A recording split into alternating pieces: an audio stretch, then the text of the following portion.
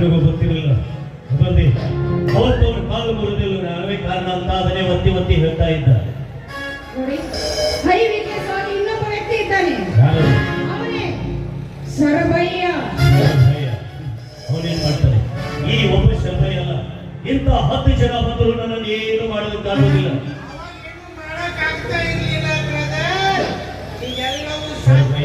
ಅಯ್ಯೋ ಪಾಪಿ, ನಮ್ಮಿಂದ ಏನಾಗ್ತಿದೆ? ನನ್ನ ಜೀವನದೊಳಗೆ ಇರೋ 3 ಪ್ರಾಮುಖ್ಯ. ಬೇರೆ ಅಸೆಂಬ್ಲಿ ಎಲೆಕ್ಷನ್ ಬಂತು ಬಾಳ ಬೇಡ, ಒಂದು 50 ಲಕ್ಷ ರೂಪಾಯಿ ಕ್ಯಾಶ್ ತಗೊಂಡು ಬಂದ್ಬಿಡ್ಬೇಕು. ಆಯ್ತು, ನಾಳೆ ವ್ಯವಸ್ಥೆ ಮಾಡ್ತೀನಿ. ಅಷ್ಟಲ್ಲ, ಬರ್ಬೇಕಾದ್ರೆ ಸಂಧ್ಯಾಳನ್ನ ಕರ್ಕೊಂಡು ಬರ್ಬೇಕು. ಇಲ್ಲಾಂದ್ರೆ ಗೊತ್ತಾರ ವಿಷಯ. ನೀವಿಬ್ಬರು ಮನೆಗೆ ಮಾತಾಡೋದಲ್ಲ, ಮನೆಗಳಿಂದೆಲ್ಲ ಕ್ಯಾಸೆಟ್ ಮಾಡ್ಕೊಂಡಿನಿ. ಅಲ್ಲಿಂದ ಹುಡುಗ ಅವ್ರ ಕೈಯಾಗ ಕೊಟ್ಟಿನಿ. ನೀವಿಬ್ಬರು ಏನಾರ ನನ್ನ ತಂಟೆಗೆ ಬಂದ್ರೆ ಆ ಹುಡುಗ ಹುಡುಕೊಂತ ಹೋಗಿ ಆ ಕ್ಯಾಸೆಟ್ ಎಸ್ ಪಿ ಅಶೋಕ್ ಅವ್ರ ಕೈಯಾಗ ಕೊಡ್ತಾನೆ.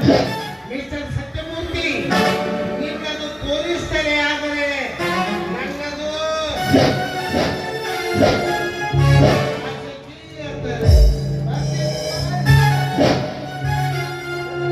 ಏನ್ ಮಾಡ್ತಾ ಇದ್ದೇನೆ? ಸಂಧ್ಯಾಳನ್ನ ಅವನಿಗೆ ಒಪ್ಪಿಸ್ತೀಯ? ಹೌದು, ಏಕೆ? ಸಂಧ್ಯಾಳನ್ನ ಅವ್ರು ಒಪ್ಪಿಸೋಕೆ ನಾನು ಯಾವ ಕಾರಣಕ್ಕೂ ಬಿಡೋದಿಲ್ಲ. ಕಾರಣ? ಯಾಕಂದ್ರೆ ಸಂಧ್ಯಾ ನನಗೆ ಸೇರಿದವು. ಸತ್ಯಮೂರ್ತಿ, ಏನ್ ಮಾತಾಡ್ತಿದ್ಯಾ? ನಡು, ಸಂಧ್ಯಾ ನನ್ನ ಪಾಲಿಗೆ ಗೃಹಲಕ್ಷ್ಮಿ ಆದ, ನೀನು ನನ್ನ ಪಾಲಿಗೆ ಧನಲಕ್ಷ್ಮಿ. ಸಂಧ್ಯಾ ಸ್ವಂತ ಮನೆಯಾದ್ರೆ ನೀನು ಬಾಡಿಗೆ ಮನೆ. ಸಂಧ್ಯಾ ಸ್ವಂತ ಮನೆ, ನೀನು ಬಾಡಿಗೆ ಮನೆ. ಸಂಧ್ಯಾ ಸ್ವಂತ ಮನೆ, ನಾನು ಬಾಡಿಗೆ ಮನೆ. ಸಂಧ್ಯಾ ಇವನಿಗೂ ಬೇಕು, ಇವನಿಗೂ ಬೇಕು.